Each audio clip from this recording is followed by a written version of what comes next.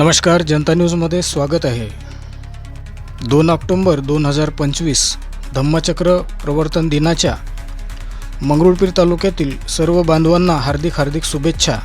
शुभेच्छुक सौ स्वाती मनोज मनवर, सरपंच ग्रामपंचायत मानुली, पंचायत समिती मंगरुळपीर, जिल्हा वाशिम।